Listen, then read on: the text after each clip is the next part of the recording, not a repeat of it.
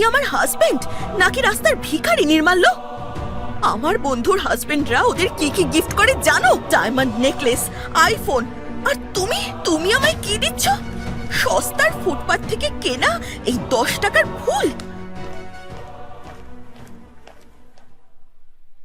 অনন্যা বিশ্বাস শহরের অন্যতম বড়লোক ব্যবসায়ী বাড়ির মেয়ে।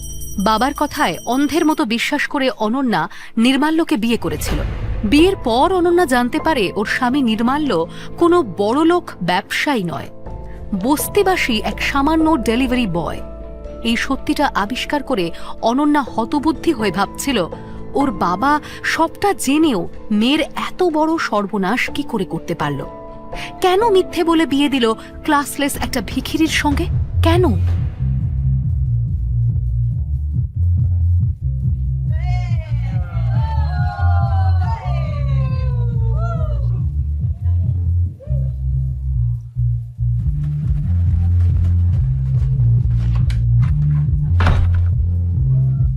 নির্মাল্যর সঙ্গে সম্পর্কটা অনন্যার গলার কাঁটা হয়ে আটকে আছে যেন।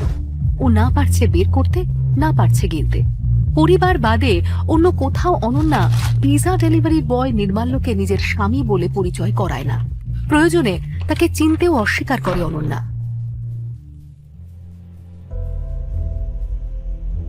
বিশ্বাস বাড়িতে নির্মাল্যর অবস্থা চাকরদের থেকেও অধম ছিল। ঘর জামাই হয়ে এই বাড়ির উচ্ছিষ্ট খেয়ে কোনো মতে বেঁচে ছিল নির্মাল্য। চাকরদের জন্য নির্দিষ্ট ঘর থাকলেও নির্মাল্যর ছিল না। আজ ছাদে, কাল বারান্দায় শুতে হতো নির্মাল্যকে। তার সঙ্গে উঠতে বসতে নিয়মিত গঞ্জনা আর অপমান ছিল ফ্রি। অনন্যা নির্মাল্যকে এতটা অপছন্দ করলেও নির্মাল্য কিন্তু অনন্যাকে খুব ভালোবাসে। আমি অনন্যা বিশ্বাস, আর তুমি আমাকে এই সস্তার গোলাপ দিচ্ছ? শোনো নির্মাল্য, তোমায় আমি ঠিক দুদিন সময় দিচ্ছি। তার মধ্যে যদি তুমি আমায় অন্তত 1 লাখ টাকার গিফট না দাও, তাহলে তোমার এই মুখটা আর কোনো দিনও দেখতে চাই না আমি, কোনো দিনও না। অনন্যা, তুমি তো জানো আমি সামান্য একজন ডেলিভারি বয়ের চাকরি করি। 1 লাখ টাকা আমি কোথা থেকে জোগাড় করব? সেটা অনন্যা বিশ্বাসকে বিয়ে করার আগে ভাবা উচিত ছিল না তোমার? বিয়ে করেছো যখন, আমায় মেনটেন করতেও শিখতে হবে তোমায়। পুরুষ মানুষ হয়ে নিজের স্ত্রীকে 1 লাখ টাকার গিফটও দিতে পারছো না তুমি? ছি নির্মাল্য। দুদিন বাদে নির্মাল্য অনন্যার ইচ্ছে পূরণ করে। একটা দামি জুতো অনন্যাকে গিফট করে। অবজ্ঞা করে গিফটের ব্যাগটা খুলতেই অনন্যার চক্ষু চড়ক গাছ হয়ে যায়। নির্মাল্য, এটা তো জিমি চুর জুতো। এই ব্র্যান্ডের জুতো তো 10 লাখের নিচে পাওয়াই যায় না। এত দামি জুতো তুমি কি করে কিনলে? আসলে এটা তো অরিজিনাল নয়, রেপ্লিকা। এই সামনের মার্কেট থেকে সস্তার একটা জুতোর দোকান থেকে ডুপ্লিকেট জুতো কিনেছি আমি। নির্মাল্যর থেকে ডুপ্লিকেট গিফট ছাড়া আর কি বা আশা করতে পারে অনন্যা? ডুপ্লিকেট শুনে অনন্যা গিফটটা রেখে দিতেই যাচ্ছিল, কিন্তু জুতোটা ভালো করে দেখে অনন্যা সন্দেহ হয়। জিমি চুর জুতোর এত ভালো ডুপ্লিকেট করা তো স্থানীয় বাজারের কারোর পক্ষে সম্ভব নয়। তাহলে নির্মাল্য কি মিথ্যে কথা বলল? পরের দিন নিজের মনের সন্দেহ দূর করতেই অনন্যা একটা বড় জুতোর দোকানে যায়। ম্যাম, আপনি কি মিস্টার দাশগুপ্তর ফ্রেন্ড? দাশগুপ্ত মানে কলকাতার সবচেয়ে বড় ইন্ডাস্ট্রিয়ালিস্ট যিনি, উনি? ওকে তো আজ অব্দি কেউ কোথাও দেখেনি বলেই জানি। বড় বড় পলিটিশিয়ান, ইন্ডাস্ট্রিয়ালিস্টরা তো ওর অ্যাপয়েন্টমেন্টই পায় না, সেখানে আপনি হঠাৎ এই প্রশ্ন করলেন কেন? ম্যাম, এই জুতোটা বিদেশ থেকে ইম্পোর্ট হয়ে আসে। জিমিচুর জুতোর এই ডিজাইন, এই কাট কেউ নকল করে ডুপ্লিকেট বানাতে পারবে না কোনোদিন। এই স্পেশাল এডিশনের জুতোর মাত্র 2 পিসই বানানো হয়েছে। আর গতকালই মিস্টার দাশগুপ্ত এই স্পেশাল এডিশনের 2nd পিসটা কিনেছেন। তাহলে কি মিস্টার দাশগুপ্তই নির্মাল্য? তাই বা কি করে সম্ভব? আমি তো নিজে ওর বস্তির বাড়ি ঘর সব দেখেছি। রহস্যটা তবে কি? 10 লাখের জুতো 10,000-এর মাইনের ডেলিভারি বয় পেল কি করে? ও কি তাহলে চুরি করেছে আমাকে খুশি করার জন্য? নাকি সত্যি নির্মাল্যর অন্য কোনো পরিচয় আছে, যেটা নির্মাল্য আমার থেকে লুকোচ্ছে। অনন্যা কিছুতেই হিসেবটা মেলাতে পারে না, ওর সবকিছুই ধোঁয়াশা লাগে। অবশ্য কিছুদিন বাদে ওই ব্র্যান্ডেড জুতোটার কথাই ভুলে যায়। একদিন সকালে নির্মাল্য বাজার করতে বেরিয়েছিল, আর অন্যদিকে অনন্যা ড্রয়িং রুমে এসে নির্মাল্যকে খুঁজতে থাকে। অনন্যার মা ড্রয়িং রুমেই বসেছিল। নির্মাল্য, নির্মাল্য, এই লাট সাহেব আবার সকাল সকাল গেলেন কোথায়? কোনো তো কাজ করে না ঘরে, বসে শুধু খায় আর ঘুমো। আজকে ভাবলাম ওকে অফিস নিয়ে যাব আমার সঙ্গে, দেখো তারই পাত্তা নেই। রিডিকিউলাস। কোথায় গেছিলেন আপনি শুনি? আমি তো বাজারে গেছিলাম। এইসব বাজার ফাজার ছাড়ো। শোনো, আমি তোমাকে একটা শেষ সুযোগ দিতে চাই। বাড়িতে বসে বসে ফ্রিতে খাওয়াতে পারবো না আমি তোমায় আর। অফিসে চলো আমার সঙ্গে, ওখানে গিয়ে কিছু কাজ করো। তোমার জন্য অলরেডি দেরি হয়ে গেছে।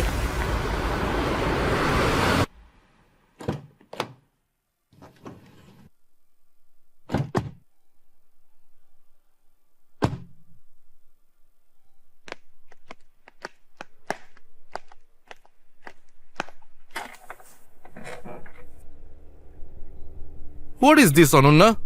তোমার জন্য আমি 1 ঘন্টা ধরে অপেক্ষা করে আছি। সো সরি বিপ্লব, একটা ইউজলেস ছেলের জন্য লেট হয়ে গেল। সারপ্রাইজ ডার্লিং, তোমার জন্য, শুধুমাত্র তোমার জন্য ইন্ডিয়ার সবচেয়ে নামকরা ডিজাইনার অভিষেক পালের থেকে লেহেঙ্গা কিনে এনেছি আমি। এত দামি লেহেঙ্গা দেখে অনন্যা খুব খুশি হয়ে যায়, কিন্তু লেহেঙ্গাটা দেখে নির্মাল্যর কেন জানি না সন্দেহ হয়। এই লেহেঙ্গাই দীপিকা নিজের বিয়েতে পড়েছিল। তোমারও সামনেই বন্ধুর বিয়ে না? ব্যাস, এই লেহেঙ্গা পরেই যাবে তুমি। কেউ তোমার থেকে চোখ ফেরাতে পারবে না ডার্লিং। ওয়াও, এত সুন্দর, এত দামি লেহেঙ্গা তুমি আমার জন্য কিনেছো Biplab? Thank you so much. Anything for you babes. আমি পুরো দুনিয়া তোমার পায়ের কাছে এনে রাখতে পারি ডার্লিং। এটা তো সামান্য একটা লেহেঙ্গা। আমার বন্ধুকে বললাম তোমার জন্য স্পেশালি বানিয়ে দিতে হবে। ব্যাস, ও অভিষেককে গিয়ে এটা স্পেশালি তোমার জন্য বানিয়ে পাঠিয়ে দিল। পুরো 20 লাখ টাকার লেহেঙ্গা ডার্লিং, 20 লাখ। 20 লাখ? ও মাই গড, উফ, আই এম সো লাকি। আমি এই লেহেঙ্গাটা পরেই বিয়ে বাড়ি যাব। কেউ আমার থেকে চোখ সরাতে পারবে না। দেখো বিপ্লব, একেবারে দীপিকার মতো গর্জিয়াস লাগবে আমাকে। দীপিকার চেয়েও বেশি সুন্দর লাগবে তোমায় darling, mark my word. Biplab অনন্যাকে ইমপ্রেস করার চেষ্টা করছিল একদিকে, আর অন্যদিকে লেহেঙ্গাটা দেখে নির্মাল্যর মন থেকে সন্দেহ যাচ্ছিলই না। ও লেহেঙ্গাটা মন দিয়ে দেখছিল। অনন্যা, এই লেহেঙ্গাটা আসল নয়, ডুপ্লিকেট। এই এই কি বললে তুমি? হ্যাঁ, লেহেঙ্গাটা আসল নয় মানেটা কি? তোমার মতো চাকর আমায় শেখাবে কোনটা আসল আর কোনটা নকল? লোয়ার ক্লাস ছেলে একটা আমার মুখে মুখে কথা বলছে, এত বড় সাহস! ডিজাইনার অভিষেক পালের নাম শুনেছো তুমি আদৌ? অভিষেক পালের আসল লেহেঙ্গার মেটেরিয়াল অরিজিনাল সিল্ক ছিল। এখানে তো সস্তার মিক্সড সিল্ক ইউজ করেছে। ডিজাইনটাও মাইনিউটলি দেখলে বোঝা যাবে এটা অন্য পাতি ডিজাইন। আর মূল সন্দেহের কারণ হলো ওর লোগো। অভিষেকের লোগোটা তো সম্পূর্ণ আলাদা। যে কোনো মলে এসব নকল কপি করা ডিজাইনের লেহেঙ্গা অনায়াসে 5-6 হাজার টাকায় পাওয়া যায়। নির্মাল্যর কথায় অনন্যা যখন ভালো করে দেখলো লেহেঙ্গাটা, ওর চোখেও খামতিগুলো ধরা পড়ে গেল। তাহলে কি বিপ্লব শুধুমাত্র অনন্যাকে ইমপ্রেস করার জন্য মিথ্যে কথা বলছিল? বিপ্লব পরিস্থিতি সামাল দেওয়ার জন্য বলে, তাহলে তাহলে বোধহয় আমার বন্ধু কোথাও গন্ডগোল করেছে। আমি ওকে ছাড়বো না অনন্যা। ডার্লিং, আমি তোমার জন্য অরিজিনাল লেহেঙ্গা অর্ডার করেছিলাম, ট্রাস্ট মি। আমি তোমায় কেন শুধু শুধু ডুপ্লিকেট জিনিস দেবো বলো তো? তখনই বিপ্লবের ফোন বাজে, আর পরিস্থিতি এড়ানোর জন্যই বিপ্লব ঘর থেকে বেরিয়ে যায়। অনন্যা তো বিশ্বাসই করতে পারে না বিপ্লব ওকে এইভাবে চিট করবে। অনন্যা, আমি জানি তুমি নিজের ডিসিশন নিজে নিতে যথেষ্ট ক্যাপেবল, আর আমার মতো মানুষের সাজেশন তোমার নেওয়ার দরকারও নেই। কিন্তু আমি তোমার ভালো চাই অনন্যা, তাই একটা কথা তোমায় জানাতে চাই। এই বিপ্লব তোমার ভালো চায় না। ও শুধুমাত্র তোমায় মিথ্যে কথা বলে। এসব ফেক গিফট দিয়ে নিজের সুবিধের জন্য তোমাকে হাতে রাখতে চায়। ও একজন চিটার ছাড়া আর কিচ্ছু নয়। এমন মানুষের থেকে তোমার দূরে থাকাটাই ভালো। অনন্যা, তুমি আমায় লুজার ভাবো জানি, দেখবে একদিন তোমার এই লুজার হাজবেন্ডই দুনিয়ার সব দামি ব্র্যান্ডেড গিফট কিনে এনে তোমার পায়ের কাছে বিছিয়ে দেবে। কথা দিলাম, সেই দিনটা আসতে আর খুব বেশি দেরি নেই। Mark my word.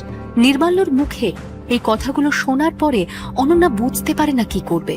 2.5 বছর হয়ে গেছে ওদের বিয়ে হয়েছে। এতদিন ও নির্মাল্যকে শুধু ছোট করেছে, অপমান করেছে, ওকে কোনোদিন নিজের যোগ্য বলে মনেই করেনি। কিন্তু আজ ওর মন অন্য কথা বলছে। কেন জানি না মনে হচ্ছে নির্মাল্য ওর ভালো চায়, ওকে প্রোটেক্ট করতে চায়। তাহলে কি এতদিন অনন্যা নির্মাল্যকে ভুল চিনেছিল? সব কেমন গুলিয়ে যাচ্ছে। নিজেকে শান্ত করে অনন্যা। না না, সামান্য লেহেঙ্গা নিয়ে ঝামেলা করে আমি কোম্পানির এত বড় ক্ষতি করতে পারি না। আফটার অল বিপ্লব আমার বিজনেস পার্টনার, আমার কোম্পানিতে ইনভেস্টার। ইন ফিউচার আমার কোম্পানি আরো গ্রো করলে ওর সাপোর্ট আমার দরকার। আর নির্মাল্য কি বোঝে বিজনেসের? সামান্য একজন ডেলিভারি বয়, আমায়ও মানুষ চেনাবে? বিপ্লব চিটার আর ও অনেস্ট। মিথ্যে বলে যে বিয়ে করে সে নাকি অনেস্ট। আমি কিছুতেই ওর কথা শুনবো না। নির্মাল্য, তোমার সাহস কি করে হলো আমাকে, অনন্যা বিশ্বাসকে জ্ঞান দেওয়ার? কে চেয়েছে তোমার মতো একটা অপদার্থ লোকের জ্ঞান শুনতে? নিজেকে কি ভাবোটা কি? আমারই ভুল, আমারই উচিত হয়নি তোমাকে এখানে নিয়ে আসা। চান্স দিয়েছিলাম আমি তোমায়, কিন্তু তুমি কোনো সুযোগের যোগ্যই নও। ইডিয়েট একটা। যাও, বেরিয়ে যাও এক্ষুনি আমার অফিস থেকে, বেরিয়ে যাও। Get out. এই যে মিস্টার লেহেঙ্গা স্পেশালিস্ট, মাথা নিচু করে কেটে বললে হবে? অপমান করবে আমাকে আর আমি কি চুপ করে থাকবো নাকি? কি ভেবেছো তুমি? অনন্যার সামনে আমাকে অপমান করবে আর আমি তোমায় ছেড়ে দেব? তোমার মতন ভিখারিকে না আমি পায়ের নিচে রাখি, বুঝেছো?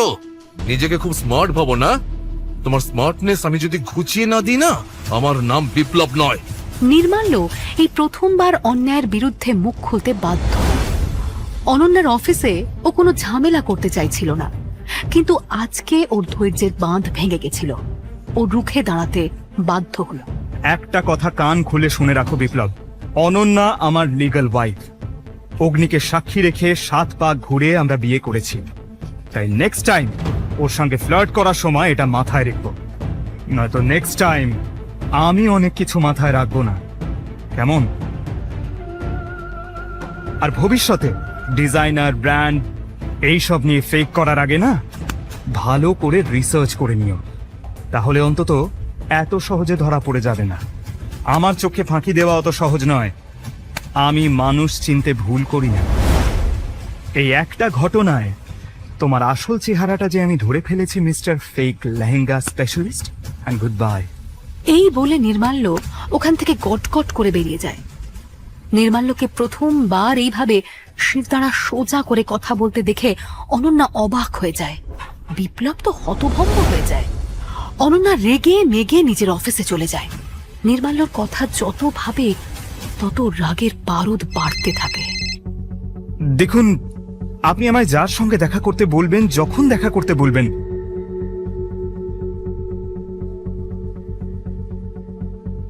আমি করতে রাজি আছি, কিন্তু আমার আরো 2টো শর্ত আছে। সেই শর্তগুলো আপনাকে মানতে হবে। দেখুন, আমার প্রথম শর্ত হলো আমায় যত তাড়াতাড়ি সম্ভব ডিজাইনার অভিষেক পালের লেহেঙ্গা কিনে এনে দিতে হবে, আর সেই লেহেঙ্গার দাম যেন হয় 1 কোটি টাকা।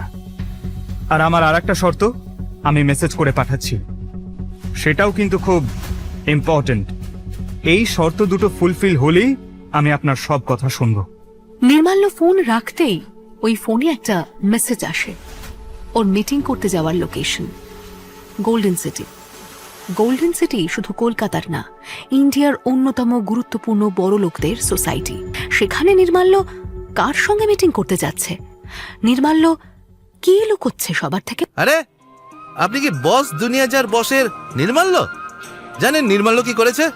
নির্মাল্য বিপ্লবের মুখোশ খুলে দিয়ে সবার সামনে ওর সত্যিটা বলে দিয়েছে।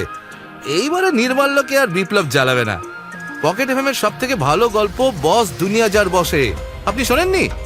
আপনিও শুনুন, হেভি গল্প, একেবারে টান টান, ছাড়া যাবে না। আপনিও পকেট এফএম ডাউনলোড করে নিন। আমরা কি যেতে পারি? হ্যাঁ, সরি আমি একটু বেশি বলে ফেলেছি না, আসলে গল্পটা এত ভালো না। চলুন চলুন। শহরের সব বড়লোক পরিবার এই গোল্ডেন সিটিতে থাকে।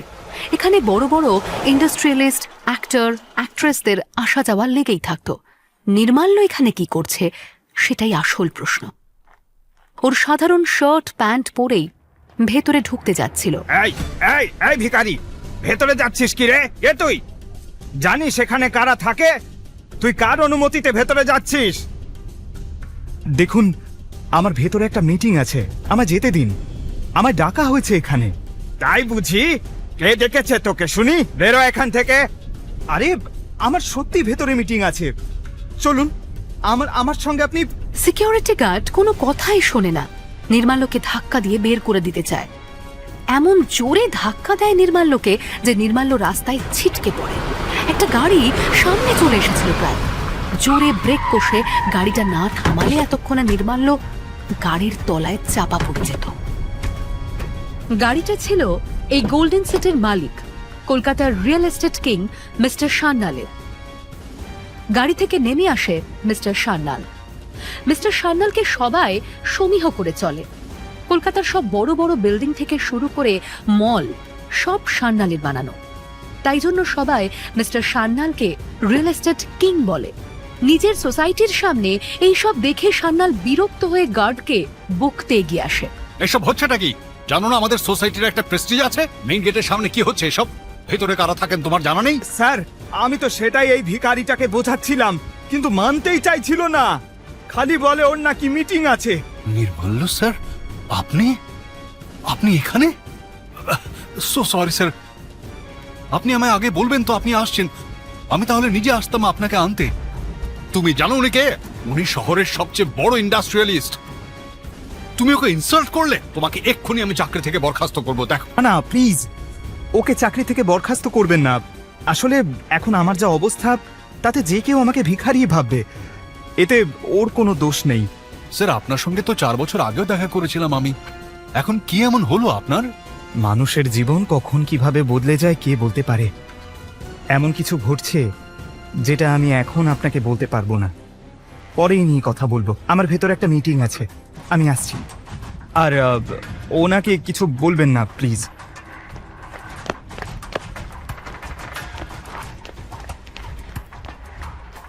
এই ভিখারির মতো লোকটা বড় ইন্ডাস্ট্রিয়ালিস্ট কি করে হতে পারে?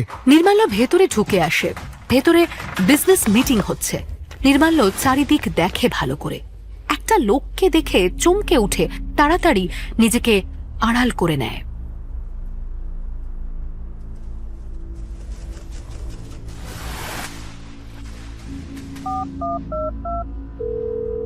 আমায় আগে কেন বলেননি যে আমায় ওই লোকটার সঙ্গে মিটিং করতে হবে? আমার কপালে বন্দুক ঠেকিয়ে ওই লোকটার সঙ্গে মিটিং করাতে পারবেন না। 200 কোটি তো দূরের কথা, 200 টাকার ডিলও আমি ওই লোকটার সঙ্গে করব না। এই লোকটা কে ছিল? নির্মাল্য ওকে এত কেন ভয় পাচ্ছিল? নির্মাল্যকে কেন এই লোকটার সঙ্গে মিটিং করতে পাঠানো হয়েছিল? নির্মাল্যর আসল পরিচয় আসলে কি? ও কি সত্যি গরিব নাকি বড় লোক? বড় লোক হলে ও বিশ্বাস বাড়িতে চাকরের মতো কেন আছে? নির্মাল্যর আসল সত্যিটা জানার পরে অনন্যা আর নির্মাল্যর সম্পর্ক কোন দিকে মোড় নেবে? অনন্যা আর নির্মাল্যর বিয়েই বা কেন হয়েছিল? এই সব প্রশ্নের উত্তর পাবেন একমাত্র পকেট এফএম এর বস দুনিয়া যার বসে। এক্ষুনি ডাউনলোড করুন পকেট এফএম অ্যাপ।